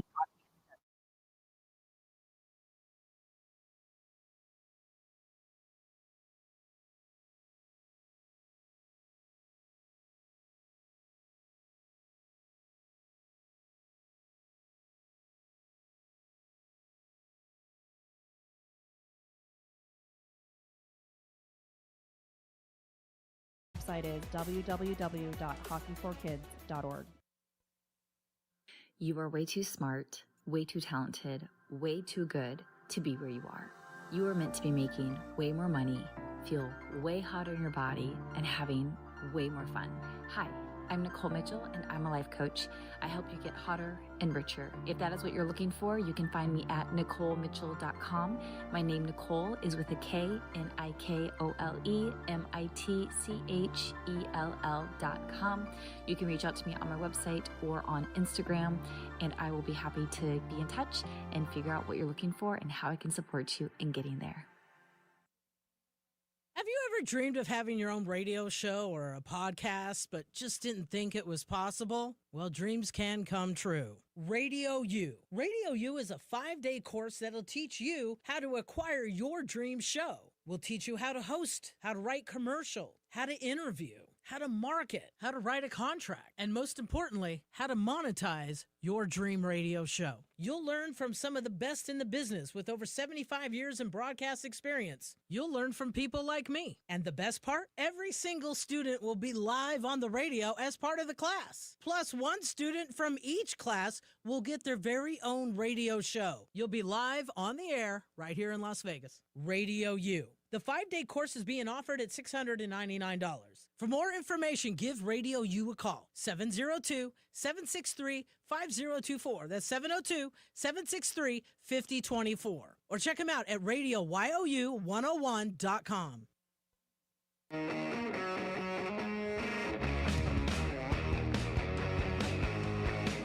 All right, welcome back. It is Pushing the Limits on a Tuesday. Thank you so much for joining us. By the way, it happened again on TikTok, ladies and gentlemen. They said I was spreading misinformation. There you go. I guess if you say on the air that Donald Trump was at one point best friends with Jeffrey Epstein, somehow that's misinformation. I don't know. TikTok seems to be very sensitive these days. Maybe that has something to do with Donald Trump. I don't know. If you say Donald Trump might be in the Epstein files, maybe, I don't know, that could be considered misinformation. But ladies and gentlemen, TikTok in 2025, and now they're saying my appeal was approved. So, you know, I got to be honest with you, ladies and gentlemen, TikTok is exhausting sometimes. It really is. It really is exhausting. I don't know why they always do this, but I've heard from a lot of left-leaning hosts that they seem to be doing this a lot lately, and they continue to do it, so I don't know. Anyway, I want to get back to some audio that we are going to play for you, and then we will take some phone calls at 702-221-7283. But before we take those phone calls, I've been talking to you guys about the tragedy that took place in Texas, where so many innocent people have lost their lives. Innocent children have lost their lives. Families. It's a horrible tragedy. But I also said it's very fair to point fingers at the Trump administration because they gutted the NOAA. You know, we know over 800 people lost their jobs. So I want you to listen to a guy by the name of Richard Spinrad. So he's a former NOAA administrator. And Richard Spinrad here is saying that he is convinced that these cuts could have been a contributing factor. This is really important audio that I want you to listen to. Have a listen to this. I am convinced that the staff cuts that we saw were a contributing factor to the inability of the emergency managers to respond. The staffing was just fine, and the White House has concurred with this to get the forecast out, to get the watches and warnings issued. But when you send a message, there's no guarantee it's being received. So someone needs to follow up, and that's the warning coordination meteorologist, a position that was vacant. Now, that's something that I've been saying now for days, and I've echoed what Richard just said, the former NOAA administrator, that all those staff cuts, and there were over 800 people, had to have played a role. It had to have been a contributing factor, but MAGA says don't politicize. It's not politicizing. It's separating fact from fiction, and these DOGE cuts have costed lives, period. Meanwhile, while all this stuff is going on and this tragedy is taking place in Texas, you have people like Jim Jordan who are pushing for Donald Trump to get the Nobel Peace Prize, and you actually have Hurt on Fox News who says, isn't this great? This could be the first felon who could get the Nobel Peace Prize, and they're laughing about it and they think it's funny. Yeah, it is truly remarkable to look at how that region has changed. And you saw earlier today, Benjamin Netanyahu at a dinner at the White House handed President Trump the letter that he wrote nominating him for a Nobel Peace Prize. Do you think awesome. do you think we'll see the first felon get a Nobel Peace Prize, maybe? Well, he certainly deserves it. But knowing how the left is and how the left seems to control so many of these institutions, I'm not holding my breath. But he certainly warrants it. He should get the Nobel Peace Prize. And God bless Prime Minister Netanyahu for that nomination. Yeah. Well, maybe they can take it away from Barack Obama and give it to President Trump. Chairman Jordan, thank you so much for joining us. Ha, ha, ha, ha. Maybe they could take it away from Barack Obama and give it to Donald Trump. These people actually are paid to say these things. Gymnasium Jordan, we know, is a despicable human being. And for this guy to even throw that out there and be laughing about this, hey, maybe the first felon could get a Nobel Peace Prize. Let's take it away from Barack Obama, and they think it's funny. Just despicable people, just gross. Speaking of gross, let's talk a little bit about Alex Jones.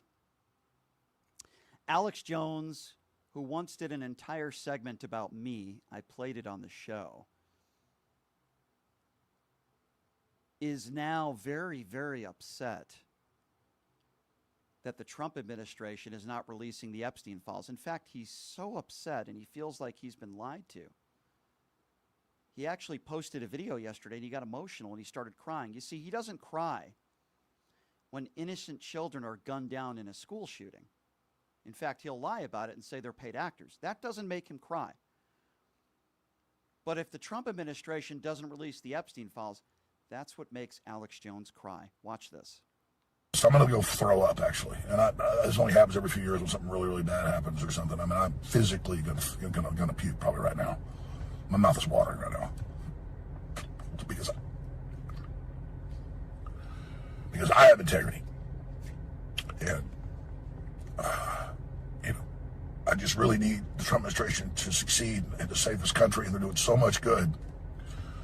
And then for them to do something like this tears my guts out. Yeah, because if you ever think about somebody with decency and credibility, I'm sure the first person you'd think about is Alex Jones, one of the most despicable people on the planet. But he's getting emotional and he's crying because the Epstein files weren't released. But after one of these school massacres, not only does he not cry or get emotional about it, he just says that they were paid actors. That's Alex Jones for you, ladies and gentlemen, an absolutely despicable human being. So we've talked about a lot here in the show, and I know I'm getting a lot of messages from people. Open up the phone lines. We're going to do that now. MAGA supporter or not, the number to call is 702-221-7283. And again, that number, if you would like to be a part of the conversation, that number is 702-221-SAVE. 702-221-7283 is the number to call if you would like to be a part of the program. All right, who are we going to first here? Let's go to Bruce. Bruce is first up on PTL. Hey, Bruce, what's going on? Hey, how you doing, man? I'm a first-time caller. Bruce, are you there? I was listening to you when I was overseas. Did we lose Bruce? And I just want to let you know, man, how proud I am of you. I'm inspired by you and a bunch of people that actually can, do both sides. I'm a Democrat, and I don't care. I don't like the fighting. I've tried to talk with Trump people. I've tried to be cordial. But all they do is smack stuff back at you. They call you names. They, all the nonsense that you know. But I just want to let you know, man, that I am really inspired by people like you, because this is a rough time right now. Mm-hmm. And I know a lot of people that are on Medicaid, and I've used myself. And you're just going to rip the hell out of people. And I'm so tired of these Republicans, man, that are sitting there lying to people. Way back, what did they say? I'm not going to cut Medicaid. You heard it. Everybody heard it. Everybody heard these idiots say that. And I am so sick and tired. I want people to be real and honest. And I don't think we will ever get back to that because of scared little scaredy cats that are afraid of a president. I agree. Thank you, sir. Well, I appreciate those. I appreciate those comments, my friend. I really do. Thank you so much. That really does mean a lot to me. And I'm going to keep up the fight. You know, as long as you guys are still here, I will always be here. And I really do appreciate those comments. It means a lot to me. So just so you know, I don't take that for granted. So thank you. 702-221-7283. Let's go to Mike. Mike is next on PTL. Hey, Mike, what's going on? Hello, are you able to hear me, Brian? Yes, sir. Go right ahead. Oh, great. Thanks. I just wanted to provide a little perspective on why I voted for Trump and just get your opinion. Okay. I seem like I feel like I'm a bit like you are. I think that you're an independent. Is that correct? Yes, sir. Okay. Yeah, I used to be part of the Democratic Party and was really interested in Howard Dean back in 2004. I don't know if you remember back then, but it was anybody but Bush. And I was so driven for Howard Dean and was out canvassing for him in some of the states to try to get him elected. I appreciate that history. I do. But just for time constraints, my friend, if that's okay, tell me why you voted for Trump. Well, okay, so I'd like to bring you back to something that Woodrow Wilson said. And I don't know if you're able to look it up on your end there, but it starts off with, "I'm a most unhappy man." Have you ever heard that quote from him? I haven't. And with respect, I want to hear from you, not Woodrow. Well, with respect, let's have a conversation. Tell me, what was it about Kamala Harris that made you say to yourself, I would rather vote for a 34-count felon liable abuser? What was it that was so bad about Harris that you wanted this guy? Well, that's why I go back to this quote, and why I think the history is really important is because I think perspective has really been thrown off. You know, we are just a series of perceptions. Where do we get those perceptions? We get those perceptions from the media that we take in, or the information that we take in. What went through your mind on January 6th? Terrible day. Why would you vote for the guy that lied about the 2020 election? And that we all know that's why January 6th happened. Why would you vote for that? Well, because to me, that's where I think exactly what I'm trying to get back to on this quote is because what Woodrow Wilson was pointing back to. Mike, I'm not trying to interrupt you, and I appreciate. I'm not trying to be rude, Mike. I'm asking you, the human being, Mike. You sound like a nice guy. Police officers were beaten that day. He lied about the 2020 election. I'm just asking you, what was so bad about Kamala Harris that you were willing to put aside what took place on January 6th? You were willing to put aside the fact that he bragged about going into teenage locker rooms. You were willing to put aside the fact that he had the biggest tax breaks for the top 1% and that he's a 34-count felon. What was it about Kamala Harris that was so bad that you said, I'm okay voting for this guy? That's what I'm trying to figure out you, not a quote from, Winston Churchill. So tell me, Mike, the human being, what is it about Harris that was so bad? I just want to try to understand you, Mike. That's all. Yeah, no, I appreciate you trying to get down to that. Yeah. So exactly what's there for me is just the establishment. And that's kind of why I brought up Howard Dean, was because they told us in 2004 that Howard Dean wasn't running. I'm asking you specifically with respect. Kamala Harris. Yeah. What was it about? That's a general statement you're making about the establishment. I want specifics. What was it about Harris that you didn't like? Give me a policy. Give me some policies that you like from Trump that you didn't like that Harris proposed. I'm trying to get to specifics, not generalizations. You understand what I'm saying, Mike?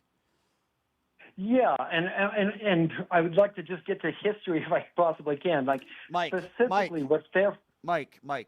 I'm trying to be Mike. I'm trying to be patient with you. You keep going back to history. You keep going back to history and quotes.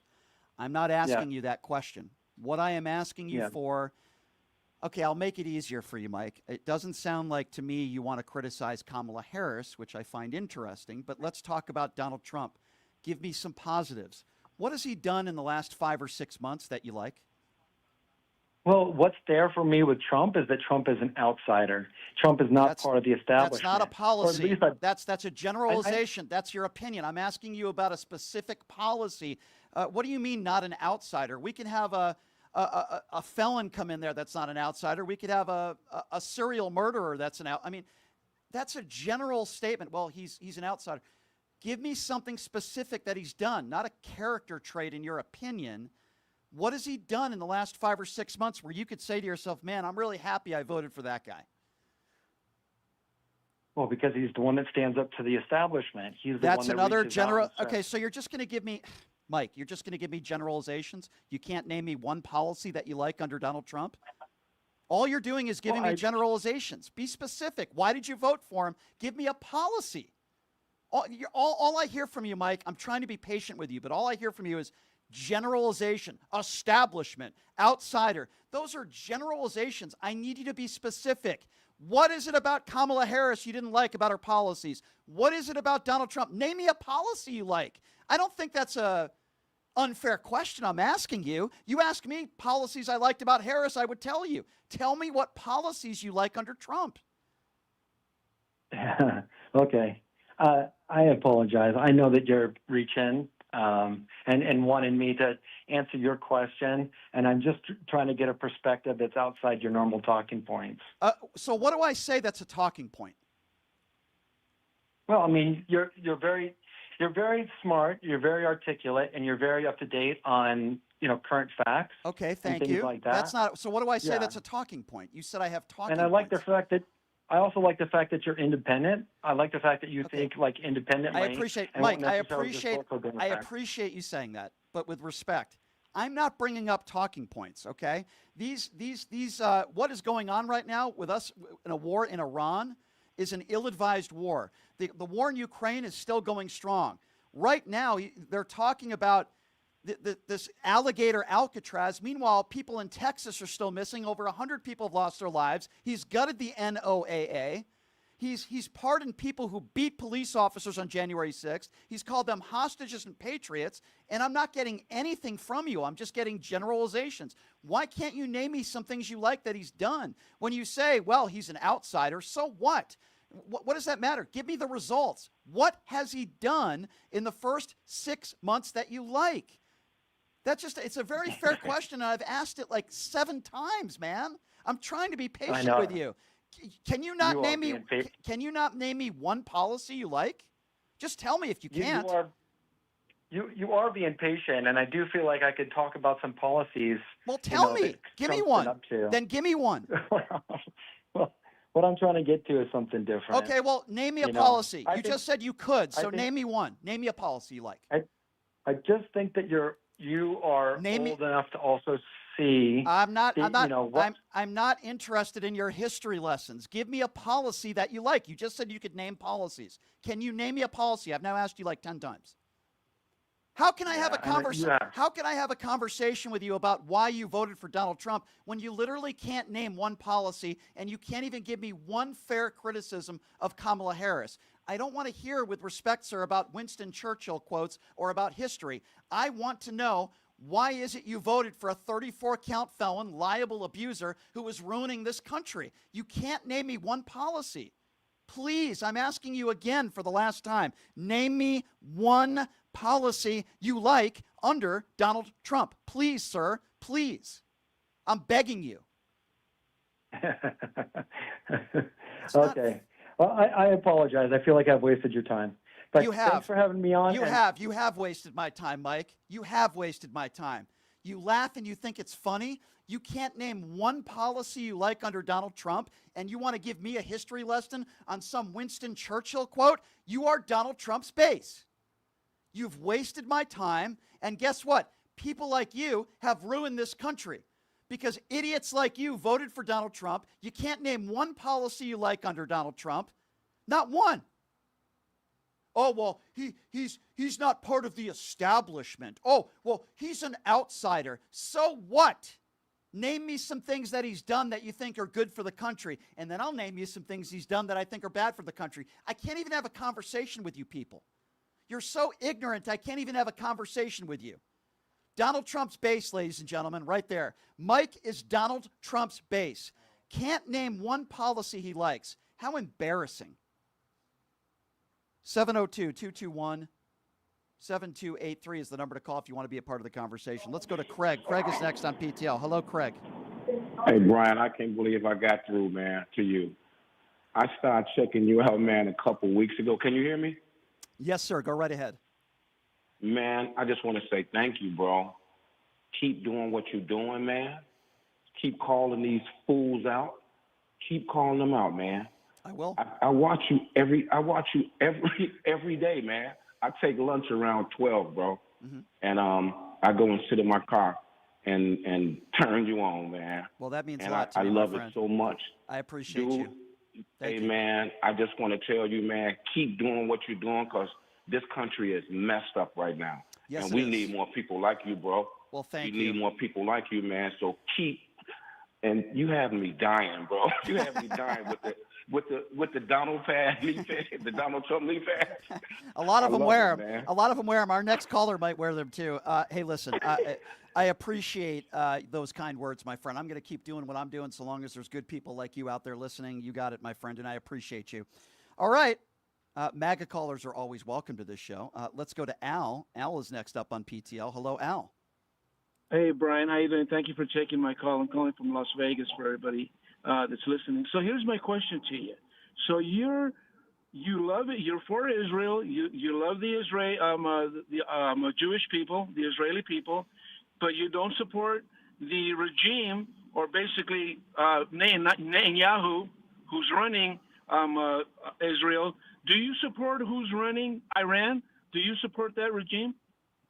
You think I support terrorists? Is that a serious question? Well, I don't know. The thing is that wait. You don't know. Hold on. Let's dissect it. Hold on. No. Al, it hang sounds on. to me like you do. Hang on, Al. I'm Al, asking you the question. Al, it sounds to me like you do. And I'm going to answer it. So you got to stop talking. Okay, you can keep them back up there as long as Al doesn't interrupt. We could have a respectful conversation. Al, I have said on this show time and time again that the regime in Iran not only funds terrorists and harbors terrorists, but they are terrorists. So for you to even ask me that question, saying that you think I might support Iran and their government is asinine, okay? And as far as loving, hold on, it's not fine because it's offensive. And the fact that you would say, I don't just love Israeli people, I love all people that are decent human beings. If you're a decent human being, I don't care where you live, I don't care what the color of your skin is or what your religion is or whether you're a Republican or a Democrat. If you're a decent human being, I care for all human beings. Okay, Al? So for you to think that I would support a terrorist organization is absurd. Go ahead. Okay, I'm glad that you agree they're a terrorist organization. What do you think should be done with this organization that's been exporting terrorism since 1979? What do you think should be done? Well, I'll tell you what shouldn't be done, and then I will tell you what should be done. So, back in the day, if you remember the Iraq War, where we were told there were weapons of mass destruction, thousands of U.S. soldiers died, hundreds of thousands of innocent Iraqis died. George W. Bush made a decision to go in there. Saddam Hussein was a terrorist. I think we all could agree on that. The world is a better place without him. But that was an ill-advised war that should not have happened. Anybody with an IQ over 20 would agree with that.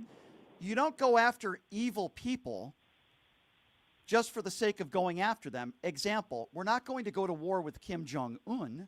We're not going to go to war with Vladimir Putin. In fact, the guy that you voted for and that you still support continues to coddle Vladimir Putin. So when you say, what should we do? Barack Obama didn't drop bombs in Iran. He used his words. But you see, Donald Trump has just gotten us into an ill-advised war. That's what you don't do, Al. You handle it the way Barack Obama handled it. You don't handle it the way the guy who you support and you voted for handled it. Now let me ask you a question, Al. Are you happy with the fact that Donald Trump gutted the NOAA and over 800 people lost their jobs and now we've lost children and families? Are you okay with what's taken place in Texas where those families didn't get fair warning and Donald Trump and Kristi Noem want to abolish FEMA? Are you okay with that? And do you think Trump's done a good job in handling the situation in Texas? Well, the thing is, unfortunately, I know that, I'm more involved with what's going on here locally. Okay, so I'm not following that. I did some reading, and if Trump did defund it, then I think he's what did do the you wrong mean? thing. Wait, I'll leave it at Al, that. Al. Okay, but I want to go back to Hold Iran. on, Al. We will. I We wanna will. go We back to will. Iran. Al. We No, will. I want to go back to We Iran. will. Al, I will let you go back to Iran. But hold on a second. You just said if he defunded. It's not an if, Al. If you did your homework, you would know, and I'm educating you on this. Doge defunded the NOA. The NOAA. Over 800 people lost their jobs. What do you mean if? They did Okay, well, if it defund did the happen, They did. Look, I'm not going to argue with you. I'll give you the benefit of the doubt. It's not an if that's argument. what's It's a happened. fact. Okay, well, let me answer the question. Okay, I agree with you. That's what happened. That was a mistake. That was a major mistake. Now let's go back to Iran. Can we go back to Iran? Go ahead. This is a problem that's been going on since 1979. Now, Barack Obama used his words. These guys are still around. He didn't solve the problem, and more terrorist groups were formed. You think Donald Trump solved the problem? Okay. You think Donald Trump solved the problem? Well, I think if Donald Trump, personally, this is what I think. I think if Donald Trump goes out there and takes out the Iranian regime, I think that's the solution. Now, he can do it. He doesn't have to go I got to war. some news for you. He can do it So was Tulsi economically. Gabbard. He So was doesn't have to Tulsi. go to war. So was Tulsi Gabbard lying 2 months ago when she was under oath and she said there was no reason that their intelligence to believe that they were furthering their capabilities? Was Tulsi Gabbard lying 2 months ago? I have no idea. You have no idea. Al, all I'm telling you is this regime. I need you to answer the question. Tulsi Gabbard was under oath 2 months ago. This is Donald Trump's appointee. She said under oath that there was no reason in their intelligence to believe that they were furthering their nuclear capabilities. I'm asking you a question. Was Tulsi Gabbard lying, yes or no? Is Tulsi okay, let me answer. I don't know. Is Tulsi Gabbard You don't know. lied? Okay. Maybe she does, So if maybe she Tulsi doesn't have Gabbard, all the so if information. Tulsi Gabbard, what do you mean if she didn't have all the information? That's Donald Trump's appointee. She has all the information. If she wasn't, No, well, maybe there was other. I mean, we don't have all the information. We on don't have every all the country in the information. world. So you don't think Tulsi Gabbard held all the information, and you think Donald Trump did? Is that what It's you're saying? a possibility. That's a possibility. It's Okay, a well possibility. that's completely asinine. So you're saying Tulsi No, Gabbard? it's not. So Tulsi Gabbard, the head of intelligence, when it comes to these issues, you're claiming she didn't have all the information. Donald Trump's appointee under oath, talking about the intelligence community. But somehow Donald Trump did. By the way, Donald Trump said that Tulsi Gabbard was wrong, and he didn't take our own intelligence, and he took the intelligence of the Israeli government. Okay? And we're also hold on. I'm giving you some more facts. We're also learning that worst case scenario, this attack on Iran maybe set them back a month or two, according to our own intelligence. We're also learning they had a couple days' notice, and there were trucks that were leaving that facility within 48 hours before. Okay, they didn't get what they wanted to get, which was the uranium. This was not a successful attack, and you're making the case that Donald Trump getting us into an ill-advised war and accomplishing basically nothing is a good thing? You're saying that's a positive? Okay, well, let me ask you this. What about when Bush, just by your own words, when Bush got informed that they had nuclear weapons and they didn't? His intelligence told him, and he believed his intelligence, and we got into a war. So has our intelligence made a mistake? I think the answer is yes to Guess that. what? Go Guess ahead. what? Guess where George W. Bush got a lot of that intelligence from? From Tulsi Gabbard? Nope, from Israel. Go ahead. From the Israeli government, who claimed that Saddam Hussein had weapons of mass destruction. And now you want to believe that same Israeli government, not our own, that told Donald Trump that they're furthering their nuclear capabilities. You guys have no idea what you're talking about. It's why we were in another ill-advised war. By the way, a war that Joe Biden voted against, by the way. Another ill-advised war. I'm telling you, that's fine. Go ahead. No, it's not fine. Go ahead. Listen, You I'll want listen. Go Donald ahead. Trump. You want Donald Trump, who took the advice or intelligence from the Israeli government, the same type of Israeli government and intelligence that told us that there were weapons of mass destruction. Our own intelligence is telling us that they are not, and they have not been furthering their nuclear capabilities at this time. But you want to listen to Benjamin Netanyahu? You want to listen to the Israeli government? I'd listen to them. I would listen to them. But you know what? I'm telling you this. I think something has to be done to take out the Iranian regime that's existing right now. And have they done that? Have they done that? Have they done that? Well, no. Well, we need to No, do they something. haven't. Okay, but and it doesn't have to be war. And let me tell you, Ronald Reagan took out Russia without war. Yeah, well, what do you think of that? So what do you think? Donald Trump ran as a peace president, no new wars. You had just admitted to me he hasn't taken out any regime. There's no evidence that he's taken out their nuclear capabilities. The war in Ukraine is still going on, stronger than ever. And every single time Trump says Putin wants peace, there's another airstrike where innocent women and children lose their lives. So can you please tell me what Donald Trump has done that's good? I think both sides are definitely mismanaging it. I do believe that, but I do believe that the Iranian regime has to be taken out. Donald Trump ran on the fact that he would end the war in 24 hours. He said that multiple times. What happened, Al? What happened? Yeah, I don't know. We're talking about Iran. Okay, that's what Oh, we're okay. talking I know about you don't right want to. now. You don't want to talk Okay. about foreign policy, but didn't Donald Trump run on the fact that he would be a peace president? Didn't he run on the fact that he No, wasn't? you're avoiding the point. The No, point I'm not. Is, what No, are we I'm gonna not. do No, with I'm not. Iran? I'm not The avoiding. point is Iran. I'm not avoiding. What are we going to do No, with Iran? I'm How not. are we going to protect the You people are from avoiding. Israel? You are avoiding the fact that you voted for the guy who said he would be a peace president and he wouldn't get us into any new wars. Now he's gotten us into a new war. The war in the Ukraine is still going on. Foreign policy wise, he's an F minus, and you play stupid, and you're not willing to admit No, that. I'm not playing stupid. What Let me has he tell you done then? something. What has he I believe- accomplished?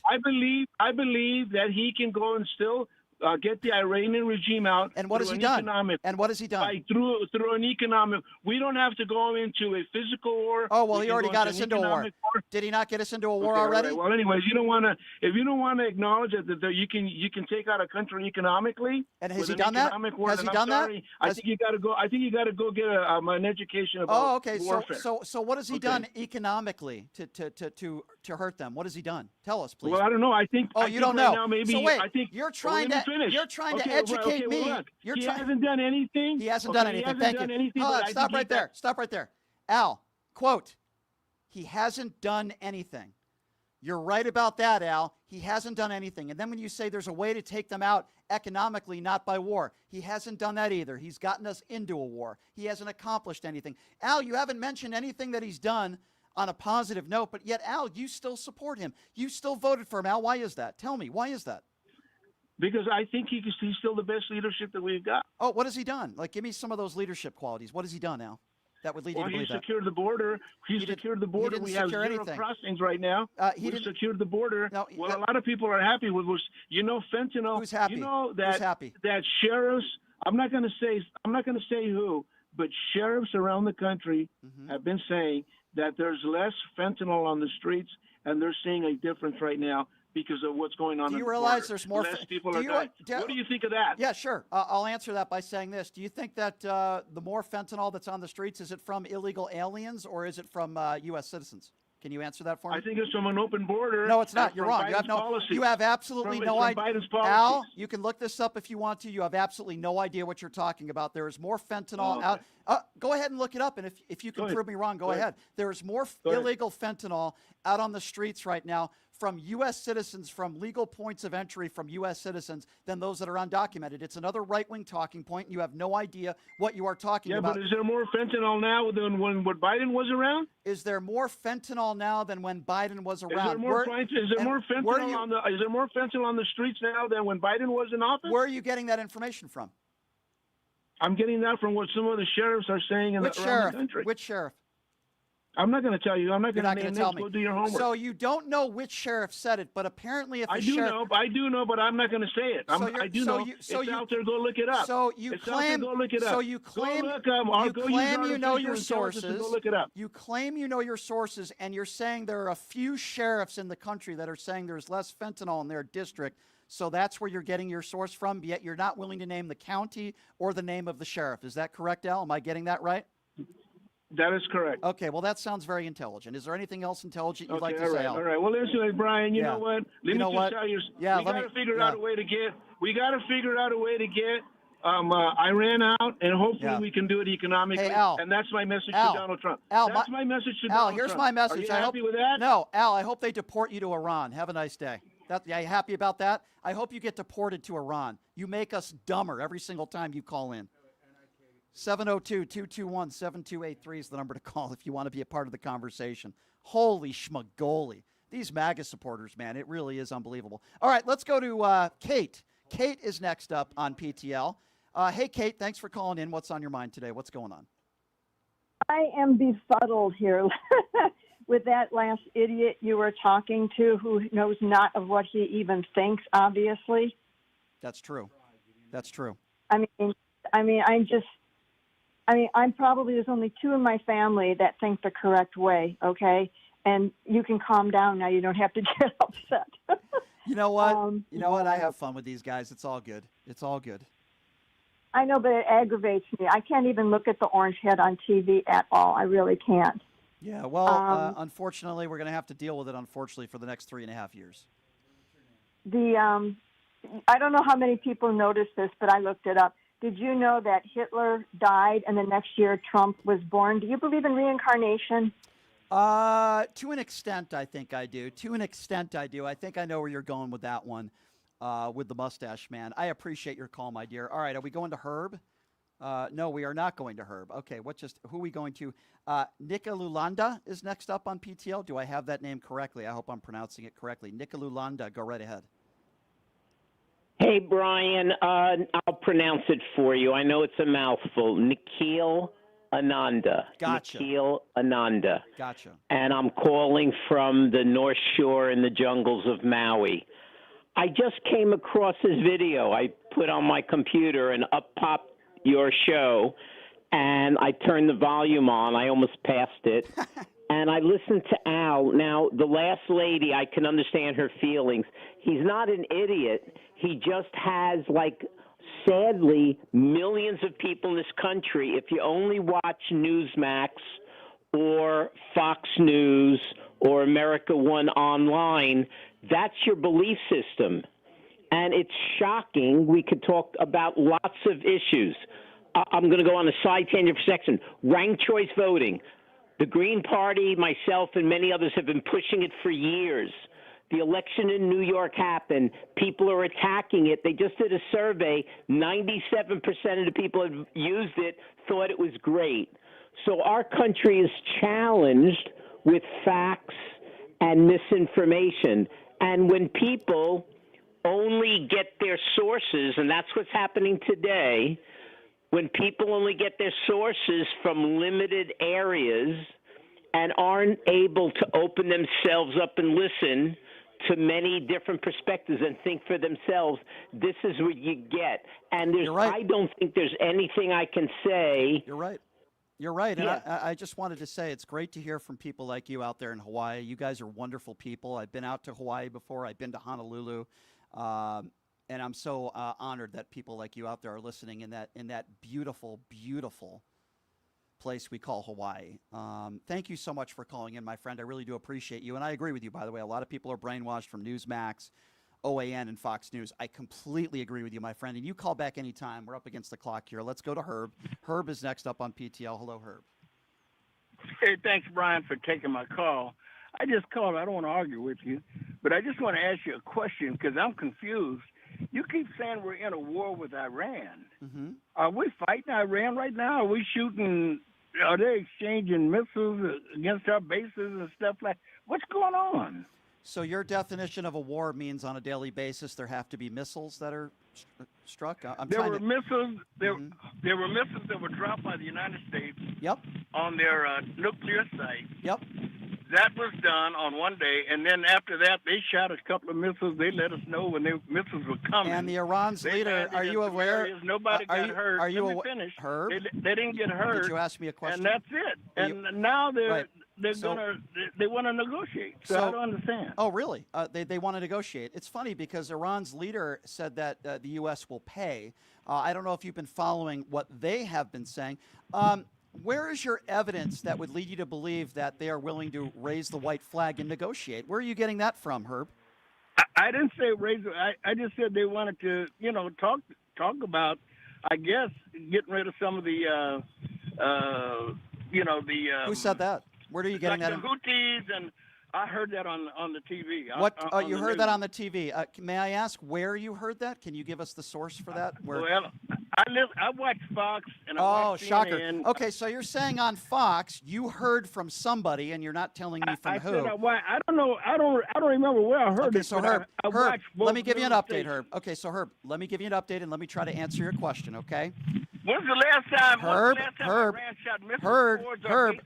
Herb, you have to let me talk now. You asked me a question. I'm going to answer your question, and I'm going to respond by saying, no, Herb, what you're saying is not correct. The Iranian government and the leader of Iran has not said, okay, we are willing to negotiate with the United States and Israel. They have not said that. In fact, it was Israel that broke a ceasefire, and there is no, at least right now, no clear path to peace. We struck them. Okay, they have threatened to strike us, And that doesn't mean that, quote, the war is over. There have been plenty of wars in the history of this country where there have been breaks, months, sometimes even years where there will be no violence, but that doesn't mean that the war is, quote, over. So for you to say because for a week or two we haven't seen any immediate retaliation on the United States of America and or the United States hasn't done anything more to this point, to assume that the war is over, Herb, is extremely ignorant on your part. Not only is it not true, but it's also, you can laugh if you would like, but I'm giving you facts. I'm the dumbest. Okay, there you go. Yeah, I'm the dumbest SOB. Sure, I'm sure, Herb, if we had 1,000 people that listened to every single time you called into this show, I would say 99% of the people would probably disagree with you on that, Herb. The war is not over. You got misinformation from your Fox News or wherever else you get your tinfoil information from. No leadership in Iran has said that they're willing to negotiate and they're willing to sit at the table with Benjamin Netanyahu and Donald Trump. That is misinformation. That is not true. And there is no evidence to believe that Iran is not any more of a threat, maybe more to us now than they were. And if they weren't a threat, then why wouldn't Kristi Noem take back that 90-day terror watch that we have on the United States of America when it comes to Iran? If the war was over, why is that watch still going? Herb, you have absolutely no idea what you're talking about, and you're a complete Nimrod and an imbecile. Let's go to Luck. Luck is next up on PTL. What's going on, Lucky? Luck. Go ahead, Luck. Hey, what's up? Hey, just real quick joke. It's in the form of a song, so cover it up on the Barry Gibb Talk Show. Talking about felonies, talking about Epstein. Cover it up on the Barry Gibb Talk Show. Okay, not bad, but I'll say Robbie Roadster's a little better. But not bad, Luck. Not bad. I appreciate it, Luck. You can call back and sing anytime. We have a lot of people on hold. We only have a couple more minutes here. Let's go quickly to Nancy. 30 seconds, Nancy. Hi, Nancy. What's going on? Hi, Brian. How are you today? Hey, good. What's on your mind? There's loads of things on my mind. I've been a Democrat for 79 years. Wow. So there's a lot on my mind, but I only talk about two things. That the flood in Texas was supposed to have a siren put in a year ago, and they decided against it. That's number one. Yep. Number two is Jeffrey Epstein. His brother Mark, I think, was on your show. Yep, a couple times. Maybe, Yep. Yeah, a couple months ago. So I'm right, It was on your show. Yep. And he said that there was never any evidence found that his brother committed suicide. But Kash Patel says he did, and he never saw his body. Well, I will also say that Kash Patel, we're up against the clock. I'm sorry, my dear. And we got to go to the YouTube super chat really quickly. But I will say that Kash Patel and Dan Bongino have been talking about the Epstein files for years. And now all of a sudden they don't want to talk about it anymore. I do want to go to the YouTube super chat because I have been unable to do that. We are up against the clock. I know we have a lot of people on hold. I'm going to try to do a better job tomorrow and open up the phone lines to take more calls. Shelley says, Brian, if there was a Democrat on the Epstein flight logs, Trump would talk about it every day. I think Trump was on it. That's why it's being hidden. I completely 100% agree with you, Shelley, and we appreciate your support. Shelley also says, Brian, I met a guy named Elmer that watches your show. Give him a shout out. What's up, Elmer? How's it going? Great name, by the way. I appreciate you for watching the program.